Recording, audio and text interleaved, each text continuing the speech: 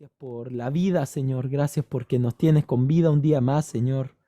Gracias porque tus misericordias son nuevas cada mañana y porque ahí estás, Señor, hablando a nuestra vida, siendo que eres un Dios tan grande que ni tendrías que molestarte con nosotros, Señor. Tú prefieres hacer esto. Tú quieres guiarnos en tu camino para que seamos personas sencillas, no simples, Señor. Personas que vivan como tú siempre quisiste que viviéramos. Y Dios, te pedimos que en este momento, por medio de tu palabra, tú puedas estar hablando en nuestros corazones. Gracias por la vida de mis hermanos aquí presentes y bendícelos, Señor, en todo. Gracias por todo, Señor, en nombre de Jesús. Amén. Bueno, hermanos, el día de hoy vamos a hablar un tema que puede ser un poco chocante para algunos. Creo que a ninguno le gusta hablar del duelo personal. Eh, yo creo que uno preferiría siempre que todos los mensajes de todos los domingos sean mensajes que no, de repente no tengan que golpear tanto a nuestra vida o a nuestros pecados, pero la Biblia es así, la Biblia eh, nos muestra tal como somos, es el espejo. Y me encanta que en Santiago nos incentiva a no ser como un necio que se mira al espejo, ve que está horrible y no se hace nada. Así que pidámosle al Señor ahí en nuestro corazón que el Señor pueda estar hablándonos en esta mañana. Tal vez está pasando usted, como también a mí me tocó pasar en un momento algo similar como lo que pasó David. eh, pero le digo, estas verdades le van a ayudar mucho, van a ser de mucha bendición para usted. Este mensaje tiene por título ¿Aún lloras a tu Absalón? Eh, Tenemos que entender un poquito la historia de qué había pasado. Nosotros estuvimos viendo los últimos capítulos de Segunda de Samuel. Primera de Samuel es un libro maravilloso donde vemos a David en su mejor momento, siendo que muchas veces estaba escapando de sus enemigos, pero estaba ahí, cercano al Señor, muy bien. Pero en Segunda de Samuel vemos la otra cara de la moneda. No vemos al David victorioso, vemos al David que muchas veces cometió grandes errores. Lo vimos como un adúltero, como un asesino, como un mal padre, como un soberbio, pero aún así termina siendo un hombre conforme al corazón de Dios, porque se arrepentía, porque tomaba acción en su momento. Y lo que vamos a leer hoy día se encuentra en 2 de Samuel capítulo 19 versículos 1 al 7. Vamos a dar una lectura general para tener una idea de qué vamos a estar hablando el día de hoy. Dice la palabra de Dios ahí, si tienen también su Reina Valera 1960, va a aparecerles por ahí el título de que David vuelve a Jerusalén. David había estado huyendo de su hijo Absalón y resulta de que este jovencito termina muriendo, quedando enredado en su frondoso cabello, y al final de cuentas terminan matando cuando queda ahí enredado en ese árbol. Y le avisan a David y David estaba muy triste por eso. Y yo creo que podríamos tener sentimientos encontrados en este momento, porque cualquiera diría, claro, ver morir a un hijo es una de las cosas más tristes. De hecho, cuando muere un esposo, una esposa, uno queda viudo. Cuando muere un padre, queda huérfano. Pero cuando muere un hijo, eso no tiene nombre. Imagínense, es un dolor muy grande. Ni Dios lo quiera a ninguno de ustedes, hermanos, les toque pasar algo así. Pero es una situación muy, muy triste. Sea lo que sea que haya hecho ese hijo, tal vez se haya muerto de una manera terrible y hasta incluso para muchos merecida. En este caso, hermanos, tenemos que entender un poco eso. Y dice la palabra de Dios aquí en 2 de Samuel capítulo 19, versículos 1 al 7. Dice, dieron aviso a Joab, he aquí el rey llora y hace duelo por Absalón. Y se volvió aquel día la victoria en luto para todo el pueblo, porque oyó decir el pueblo aquel día que el rey tenía dolor por su hijo. Y entró el pueblo aquel día en la ciudad escondidamente, como suele entrar a escondidas el pueblo avergonzado que ha huido de la batalla.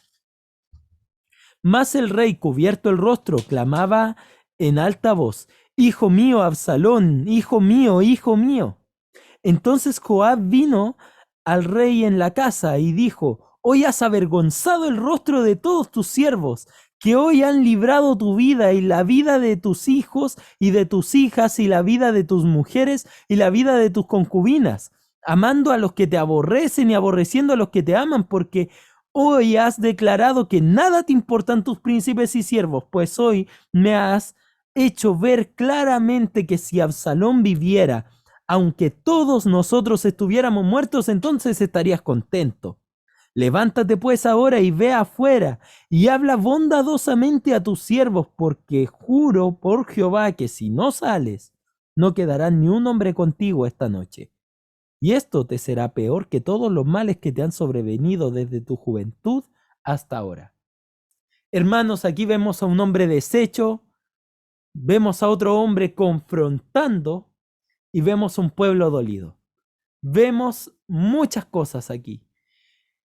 Y lo quiero dejar con esta pregunta. ¿Aún usted está llorando a su Absalón? Vamos a ir desarrollando a qué nos referimos con esto.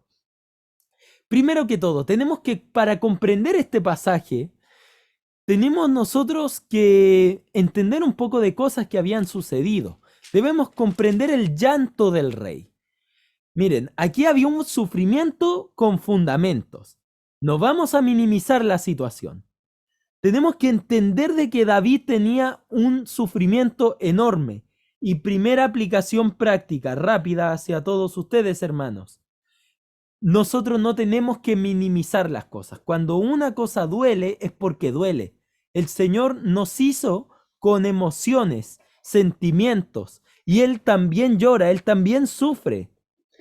Y nosotros no tenemos que negarnos esas emociones tienen que salir. El problema es que no nos pueden controlar, como estaba pasando en este momento con David, que una tristeza enorme estaba carcomiendo su alma.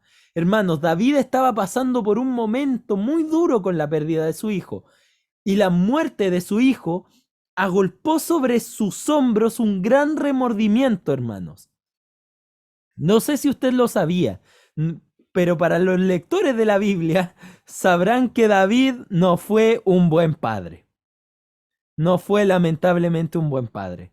Fue un gran hombre de Dios, pero fracasó en esta obra importantísima. Y aquí, hermanos, miren, con la única autoridad que tengo, que es la de la palabra de Dios, para hablar de esto, porque no soy padre, pero he visto ejemplos de muy buenos padres y he visto lo que ha sido eso. Hermanos, es importantísimo que usted sea un buen padre, una buena madre, porque puede tener una vida maravillosa delante de los ojos del Señor, pero sus hijos pueden ser la mancha de su currículum. Y es algo tremendo. Fijémonos un poco.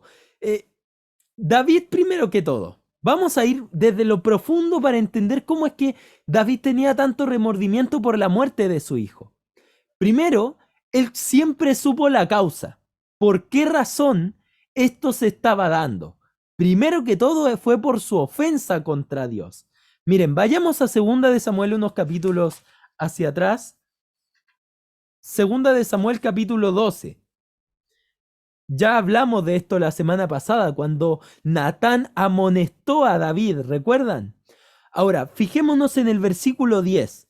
Natán le dijo: por lo cual, ahora no se apartará jamás de tu casa la espada, por cuanto me menospreciaste y tomaste la mujer de Urías Heteo para que fuese tu mujer. En otras palabras, siempre va a haber violencia, siempre va a rodearte la muerte, porque fuiste un asesino adúltero, porque te fuiste en contra de mis mandamientos. David quebrantó 2 mandamientos explícitos, que eran: no matarás y no cometerás adulterio. David sabía que la muerte de su hijo era parte de todo eso de que no se iba a apartar la espada de su casa. Sumemos a eso también de que esto fue una cadena de malas situaciones y malas decisiones. Cometió esa ofensa, pidió perdón, sí, pero tenemos que entender, uno pide perdón, pero no podemos huir de las consecuencias. Porque el Señor, al que ama, ¿qué hace? Lo disciplina. Y cuando usted, hermano, hermana, no esté viendo la disciplina de Dios, no esté sintiendo ese peso en su corazón, preocúpese, preocúpese. Porque una vida con pecado nunca va a estar, lo va a dejar normal a un hijo de Dios. Tenemos también, hermanos, que ver que David también fue un muy mal padre, como decíamos. Su negligencia en cuanto a la crianza de sus hijos. Aquí tenemos que entender varias historias, porque pasaron muchas cosas entre medio de estos capítulos. En el capítulo 13 sucedió algo tremendo, una situación lamentable, que fue que Amón, uno de sus hijos, este chico quiso abusar de su hermana Tamar. Una situación lamentable, muy terrible. Y fíjense ahí, 2 de Samuel, capítulo 13, versículos 28 al 31. Bueno, vamos a leer unos versículos antes solamente para tener una idea de lo que había pasado. Veamos ahí en el versículo, en el versículo 14. Hermanos, solamente contexto. Amón estaba con una lujuria terrible con su hermana. Él decía que amaba a su hermana, que quería estar con ella, pero en realidad lo que quería era cumplir sus deseos carnales. Y resulta de que este hombre idea un plan que era que se iba a hacer el enfermo y pide que su hermana le traiga de comer. Y cuando su hermana le trajo de comer, entonces veamos lo que dice el versículo 11. Dice, cuando ella se las puso delante para que comiese la comida, asió de ella y le dijo, ven hermana mía, acuéstate conmigo. Ella entonces respondió, no hermano mío, no me hagas tal violencia, porque no se debe hacer así en Israel, no hagas tal vileza. Imagínense, hermanos, la situación qué terrible, porque ¿a dónde iría yo con mi deshonra? Y aún tú serías estimado como uno de los perversos en Israel. Te ruego pues ahora que hables al rey, que él no me negará a ti. Mas él no quiso ir, sino que pudiendo más que ella, la forzó y se acostó con ella. Una situación terrible. ¿Dónde estaba la crianza de ese padre? Aquí. ¿Nadie acaso le enseñó esto? Una situación muy terrible. Y Absalón decide tomar venganza por esto con su propio hermano. Y fíjense los versículos 28 al 31. Y Absalón había dado orden a sus criados diciendo, os ruego que miréis cuando el corazón de Amón esté alegre por el vino. Y al decir yo, herida a Amón, entonces matadle y no temáis, pues yo los he mandado. Esforzaos pues y sed valientes. Y los criados de Absalón hicieron con Amnón como a Absalón les había mandado. Entonces se levantaron todos los hijos del rey y montaron cada uno en su mula y huyeron. Estando aún ellos en el camino, llegó a David el rumor que decía, Absalón ha dado muerte a todos los hijos del rey y ninguno de ellos ha quedado. Entonces levantándose David, rasgó sus vestidos y se echó en tierra, y todos sus criados que estaban junto a él también rasgaron sus vestidos. Hermanos, aquí vimos situaciones con los hijos, situaciones de pecado con los hijos. Los hijos ya eran grandes, sí, pero hermanos, independiente de todo eso, ¿qué lleva a unos hijos a cometer tales crueldades? uno a violar a su hermana y el otro a asesinar a su hermanastro. Imagínense. Todo eso, hermano, nos muestra algo tan duro para nuestras vidas, que es que lo que hacemos trae consecuencias y lo que no hacemos también trae consecuencias. Hermanos, fijémonos ahí en el capítulo 15, versículos 1 al 6.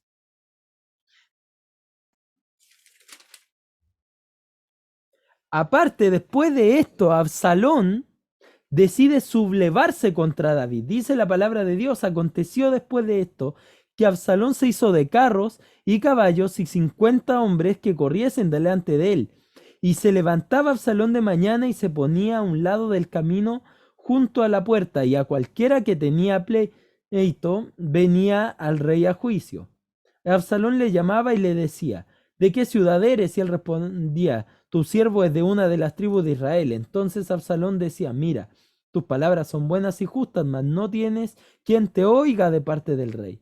Y decía Absalón: ¿quién me pusiera por juez en la tierra para que viniesen a mí todos los que tienen pleito o negocio, y yo les haría justicia?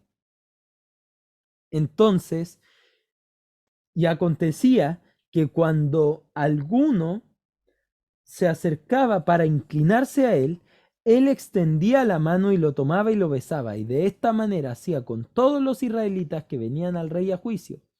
Y así robaba Absalón el corazón de Israel.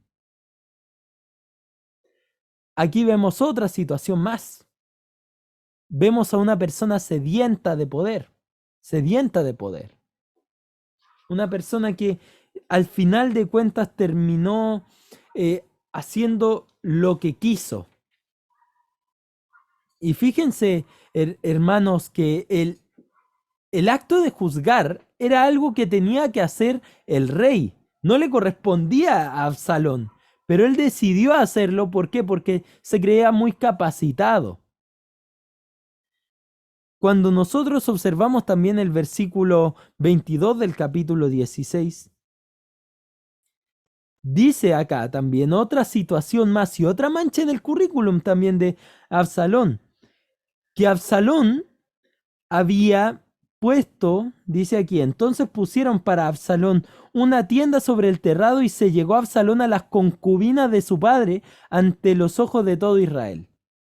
Imagínense, en un momento también, no tenemos tiempo para poder indagar totalmente en la historia, pero él recibe el consejo de una persona que lo mejor que podía hacer era llegarse a las concubinas de su padre. Hermanos, veamos un poquito en resumen qué cosas ha pasado de eso. Tuvo un hijo que violó a su hermana. Tuvo un hijo que asesinó a ese otro hijo. El mismo hijo se quiso pasar por encima de la autoridad de su padre. Y a su vez termina acostándose con las concubinas de su padre. Una situación muy vergonzosa. Y David, si nosotros leemos lo que pasó entre medio, David solamente con lo de Amnón se enojó mucho. Y con Absalón no lo quiso ver más. Pero nunca hubo un castigo, nunca hubo una llamada de atención. ¿Por qué? Porque no tenía autoridad por lo anterior. Hermanos, lamentablemente, los hijos siempre saben lo que hacen los padres. Y los padres aquí presentes tienen la autoridad para disciplinar a sus hijos. Es una cosa importantísima. Aquí vemos una situación muy complicada de un padre sin autoridad que terminó por culpa de su pecado causando todo esto. Y lo peor es que ahora David ya no podía hacer nada. Fijémonos ya volviendo ahí al centro de esta historia. Cuando él cuando él sabe de que Absalón había muerto de esta manera que les comentaba, dice ahí los versículos 32 al 33. El rey entonces dijo al etíope, que había mandado un etíope para avisarle ahí a David: el joven Absalón está bien. Y el etíope respondió: como aquel joven sean los enemigos de mi señor el rey, y todos los que se levanten contra ti para mal. Entonces el rey se turbó y subió a la sala de la puerta y lloró, y yendo decía así: Hijo mío, Absalón, hijo mío, Absalón, ¿quién me diera que muriera yo en lugar de ti? Absalón, hijo mío, hijo mío. Imagínense, hermanos, David ya no podía hacer nada. David ya tenía las manos manchadas de sangre. Y David ya había perdido a su hijo. Después de la muerte no queda más que hacer, más que solamente lamentarse, si es que tenemos un caso como este. Entienden que el llanto de David era una situación con fundamentos. Tenía por qué estar triste. ¿Por qué? Porque recapitulemos toda la información. Él sabía que su pecado con Betsabé iba a acercar la espada a su familia. Él sabía que por su negligencia sus hijos habían vivido unas vidas licenciosas sin temor de Dios y nunca les pudo decir algo porque no tenía autoridad suficiente. Y ahora que su hijo está muerto, ¿por qué? Porque además Absalón persiguió a su propio padre. Imagínense, ya no podía hacer nada. No pudo pedir perdón, no pudo haber un hijo, todo está perdonado, no hubo un momento extra, se quedó con una impotencia terrible.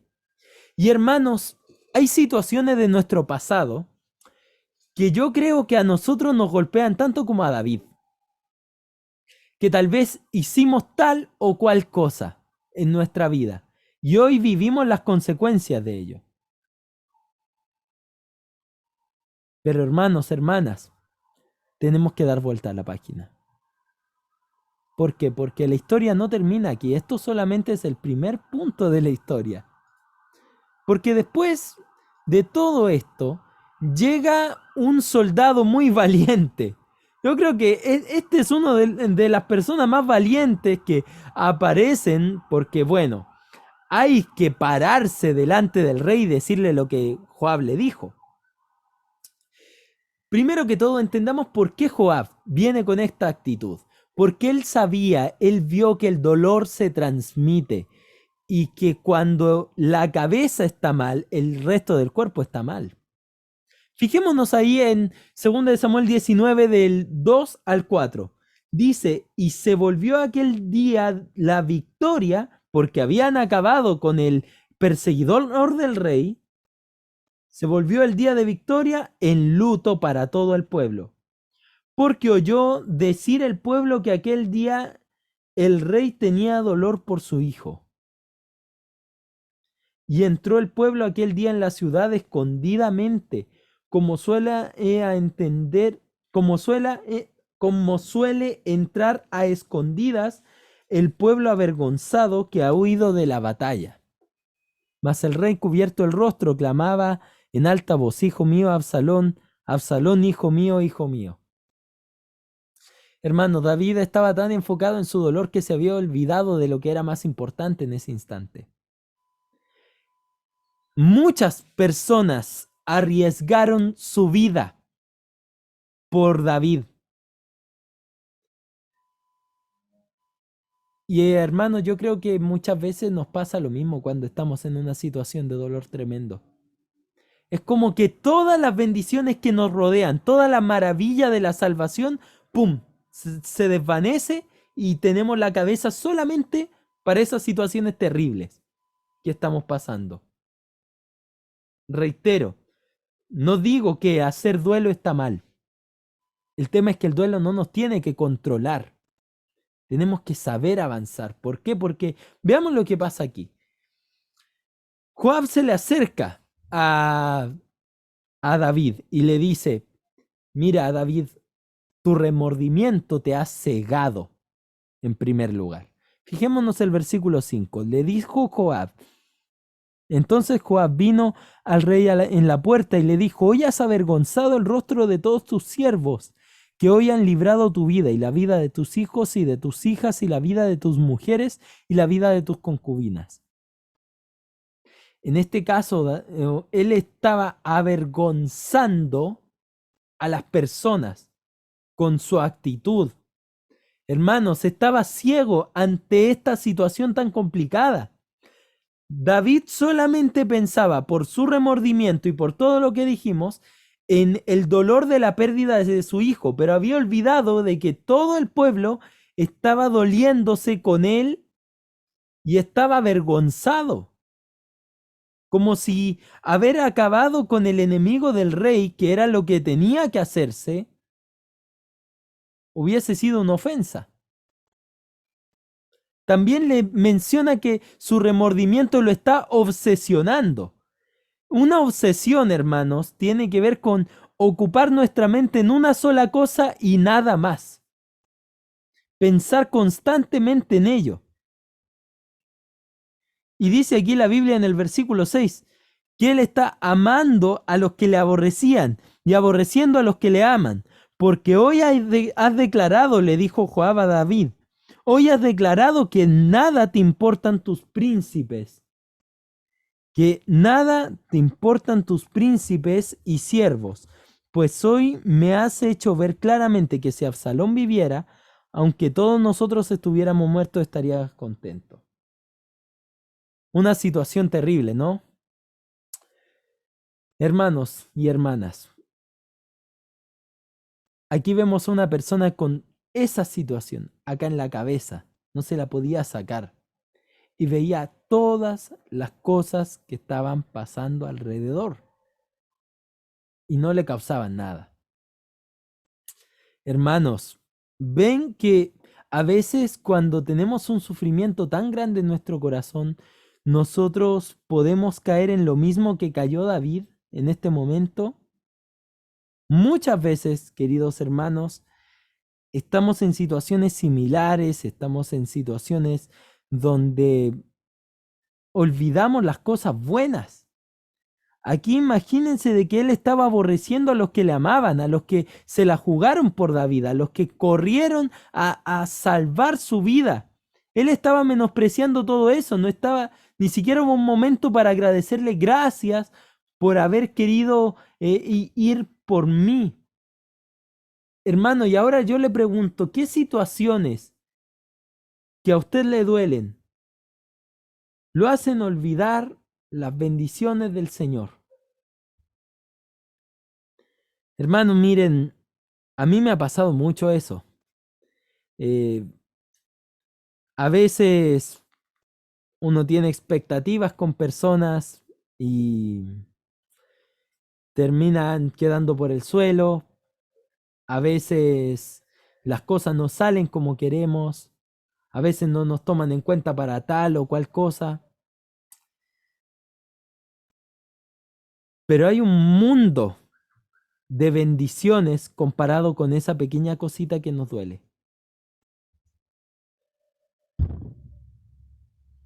Y fíjense lo que le dice también, y por qué es tan importante esto, que el remordimiento de David lo estaba estancando. Su sufrimiento por causa del remordimiento lo tenía ahí estancado, detenido.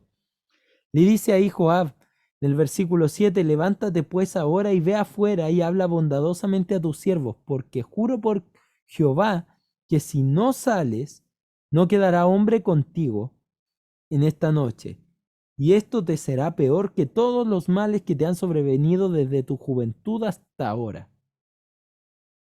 Hermanos y hermanas, podemos estancarnos, podemos ser nocivos, podemos detenernos a tal punto que la vida se acaba con ese problema, con eso que hicimos, con eso que dijimos, con esas situaciones, sobre todo con el remordimiento. ¿Por qué? Porque tenemos en mente eso. Tal vez David, ¿qué estaba pasando por su mente? Pura tristeza de lo que no pudo hacer. Si no pude tal vez ser un buen padre y dirigir mi familia, ¿cómo voy a dirigir esto? Y así el diablo nos va estancando, hermanos, recordándonos el pasado constantemente.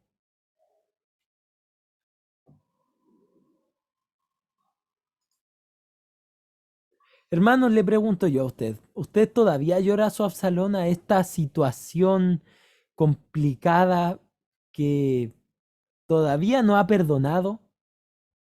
Que tal vez el Señor perdonó, pero usted no se ha perdonado por ello. Yo creo que todos tenemos alguna situación así. Algo que nos estanca, que nos ata. Y lo correcto es entristecernos, pero lo incorrecto es quedarnos ahí para siempre.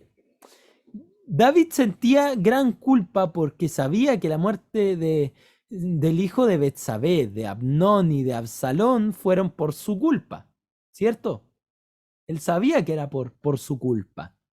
Sin embargo, David era el rey y no podía dejar que un remordimiento lo alejara del propósito al cual fue llamado. La figura del rey tenía que ser alguien que mostrara a Dios al pueblo. Pero en este caso veíamos un rey avergonzado por su pecado. Yo creo que David estaba como de repente uno hace rebobinando la misma canción, repitiendo el mismo tema, una y otra vez, cuando debería estar repitiéndose otra cosa. ¿Somos nosotros tan buenos para recordar lo malo? ¿Somos tan buenos para recordar las derrotas? Pero en esos momentos tenemos que acordarnos también de que el Señor nos ha perdonado, de la misericordia del Señor, porque la otra vez mencionábamos un salmo que escribió David, y es el Salmo 51, que nos muestra claramente cuál fue su reacción ante el pecado. Y David yo creo que debería haber recordado un poco a este salmo, sus palabras en ese momento para poder consolar su corazón. Hermanos, fijémonos en algunas cosas. Si usted está pasando por situaciones de remordimiento, tiene que hacer estas preguntas hacia usted mismo. Primero que todo, ¿usted pidió perdón real ante Dios? La confesión. Confesar no es simplemente decir, bueno, Señor, hice esto. No, es decir lo que Dios diría de ese pecado. Llamarlo por su nombre y alejarse. Eso es la confesión. Dice aquí en el Salmo 51, versículos 1 al 5, si me acompañan ahí, dice, ten piedad de mí, oh Dios, conforme a tu misericordia, conforme a la multitud de tus piedades, borra mis rebeliones. Lávame más y más de mi maldad y límpiame de mi pecado. Porque yo reconozco mis rebeliones y mi pecado está siempre delante de mí. Contra ti solo he pecado. Y he hecho lo malo delante de tus ojos, para que seas reconocido justo en tu palabra y tenido por puro en tu juicio. He aquí, en maldad he sido formado y en pecado me concibió mi madre. Hermanos y hermanas, aquí vemos el corazón de una persona arrepentida, una persona que se acerca al Señor, una persona que dice que aunque pecó contra personas, pecó primero que todo contra Dios. Fue en contra de lo que el Señor decía. Pero esto es algo que ya lo tenemos que hacer una vez y basta. Porque usted pidió perdón al Señor, ya, si lo hizo perfecto. Ahora, pidió que el Señor lo restaure, porque muchas veces nos quedamos ahí y nos falta decirle al Señor de que nos cambie, porque el hecho de perdonar el pecado es un acto desde Dios, pero el hecho de la restauración es un acto desde Dios, pero también en parte nuestro, porque vamos tomando pasos prácticos cambiando nuestra forma de ser. Y ahí pedimos nosotros clemencia al Señor. Fíjense ahí los versículos 6 al 12. He aquí tú amas la verdad en lo íntimo, y en lo secreto me has hecho comprender sabiduría. Purifícame con hisopo y seré limpio. Lávame y seré más blanco que la nieve. Hazme oír gozo y alegría, y se recrearán los huesos que has abatido. Entonces, esconde tu rostro de mis pecados y borra todas mis maldades. Crea en mí, oh Dios, un corazón limpio y renueva un espíritu recto dentro de mí. No me eches delante de ti, y no quites de mí tu Santo Espíritu. Vuélveme el gozo de tu salvación y espíritu noble me sustente. Hermanos y hermanas, entendamos algunas cosas aquí. Dice la palabra de Dios, purifícame con hisopo. Hay algo muy interesante con esta idea del hisopo. En el Antiguo Testamento se ve cada vez que se aplica el hisopo se aplica en los sacrificios, siempre. El sacrificio de una vaca alazana, también cuando se pintaban los dinteles de las puertas, y también pasa que el hisopo es la planta, por decirlo de algún modo, de donde crece la penicilina. Hermanos, si pasa algo muy maravilloso con esta expresión, la idea es que le dice, sáname, purifícame con tu sanidad y seré limpio. Hermanos, si el Señor pone su mano en su vida, después de haber confesado sus pecados, usted ya está limpio. No tiene que darle más vueltas. Aquí también hay que hacer una salvedad importante en el versículo 11. En su momento decía, no me eches delante de ti y no quites de mí tu Santo Espíritu. En ese entonces, hermanos y hermanas, antes de que Jesús muriera en la cruz, el Espíritu Santo venía sobre las personas a cumplir una labor de capacitación. Entregaba a las personas capacidades especiales para realizar una obra. Pero cuando el Señor vino a nuestras vidas, nosotros ya tenemos el Espíritu y nada lo va a poder sacar. Eso es una diferencia importante del día de hoy, pero la idea, el centro, el corazón de este versículo es que no me quites del lugar donde tú me pusiste para servirte. No me saques de en medio. David pedía eso, David pedía, por favor, quiero estar ahí haciendo lo que tú quieres que haga. Y pensemos un poquito en cómo estaba antes, cómo estaba ahora en el capítulo 19, deshecho, sin poder hacer lo que Dios le mandó a hacer, que era guiar al pueblo. No quites de mí tu Santo Espíritu. No me quites esta capacidad de poder servirte. Pedir clemencia. Y el versículo 12 me encanta, que es, vuélveme al gozo de tu salvación.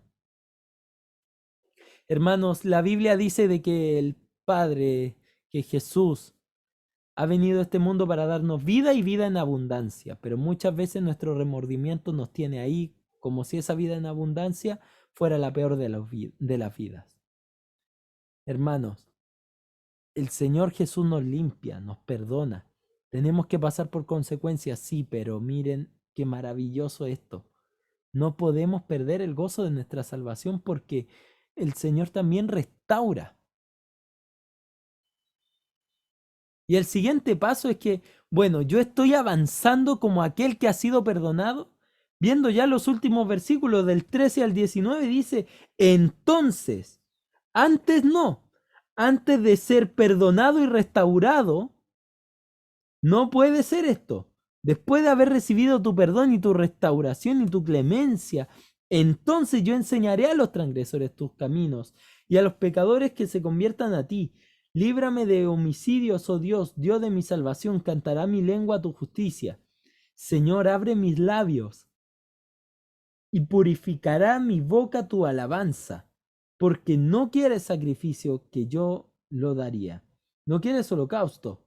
Los sacrificios de Dios son el espíritu quebrantado, al corazón contrito y humillado no despreciarás tú, oh Dios.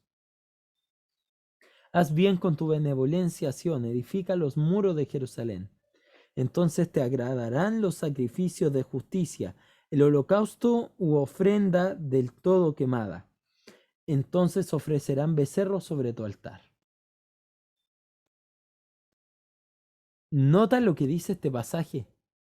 Este pasaje nos enseña de que después de haber sido perdonado es necesario seguir avanzando. Es necesario seguir sirviendo, es necesario seguir adelante. Le hago de vuelta las preguntas. Con esa situación que lo tiene con tanto remordimiento, ¿ha pedido perdón ante Dios? ¿Ha pedido restauración ante Dios? ¿Y ha avanzado como aquel que ha sido perdonado? Ya terminando, hermanos, la vida derrotada transmite tu derrota. Tal vez nos puedan ver a muchos de nosotros como unos infelices, como personas tristes, como personas con mucho dolor, rodeadas por la desgracia. Y muchas veces es porque nosotros no sabemos avanzar. Y porque recordamos lo que fuimos, pero con remordimiento. Ahí el capítulo 19, versículo 8, nos cuenta algo triste. Y es que David, sí, salió, se secó las lágrimas y fue ante el pueblo. Pero ya había sucedido algo terrible. Fíjense el versículo 8. Entonces se levantó el rey y se sentó a la puerta y dado aviso a todo el pueblo diciendo, he aquí el rey está sentado a la puerta. Vino todo el pueblo delante del rey, pero Israel había huido, cada uno a su tienda. La derrota de David se había transmitido por todo esto, porque estaba obsesionado con su dolor, porque estaba cegado por su dolor. Y hermanos, así mismo puede pasar. La gente que nos rodea puede vernos a nosotros con un dolor intenso y al final de cuentas eso se transmite. ¿De qué alegría, de qué gozo me hablan si vives así? El apóstol Pablo era muy distinto, hermanos. El apóstol Pablo miraba su vida pasada constantemente, pero como una muestra de gracia. Fíjense lo que dice ahí en Primera de Timoteo, capítulo 1, versículo 12 al 17. Pablo dijo, doy gracias al que me fortaleció, a Cristo Jesús nuestro Señor, porque me tuvo por fiel, poniéndome en el ministerio, habiendo sido yo antes blasfemo, perseguidor, injuriador, mas fui recibido a misericordia, porque lo hice por ignorancia en incredulidad. Pero la gracia de nuestro Señor fue más abundante con la fe y el amor que es en Cristo Jesús. Palabra fiel y digna de ser recibida por todos, que Cristo Jesús vino al mundo para salvar a los pecadores, de los cuales yo soy el primero. Pero por esto fui recibido a misericordia, para que Jesucristo mostrase en mí el primero toda su clemencia para ejemplo de los que habrían de creer en él para vida eterna. Por tanto, al Rey de los siglos, inmortal e invisible, al único y sabio Dios, sea gloria y honra por los siglos de los siglos. Amén. Pablo miraba su vida pasada, pero como un motivo de alabanza, porque miraba el pasado y decía, mira, yo entiendo que hice esto, yo sé que fui un perseguidor, yo sé que fui un asesino, pero el Señor mostró clemencia. Y hoy vivo con gozo porque soy perdonado. Nuestra vida derrotada puede transmitir una vida derrotada, pero una vida perdonada puede transmitir el gozo del perdón. Hermanos, ¿hay algo que usted todavía no se perdona? ¿Que lo tiene ahí? ¿Hay algún pecado que no ha confesado? En esas tres preguntas le está fallando a una. Bueno, lea de vuelta el Salmo 51, piense en su caso. ¿Hay problemas con remordimientos, situaciones? Podemos ahí arreglarlo. Podemos arreglarlo. Hermanos, como les decía, una vida en abundancia. Eso es lo que tenemos. No la desperdiciemos con remordimientos. Vamos a orar, hermanos. Señor, estamos ante tu presencia, primero que todo para agradecerte por este día. Gracias por la vida, Señor, por que nos perdonas cada momento y Dios, de verdad te pedimos por favor de que nos puedas ayudar. La verdad, Señor, es que muchas veces yo me he encontrado de esta manera, pero Señor, que tú cada día me ayudes a mí personalmente y también a mis hermanos a poder disfrutar el gozo, Señor, de tu salvación. Gracias por todas las cosas, Señor, por tu perdón, por tu amor. Y acompáñanos en esta mañana, Señor, para que podamos disfrutar este día pensando en que somos personas perdonadas. Gracias por todo, Padre, en nombre de Jesús. Amén.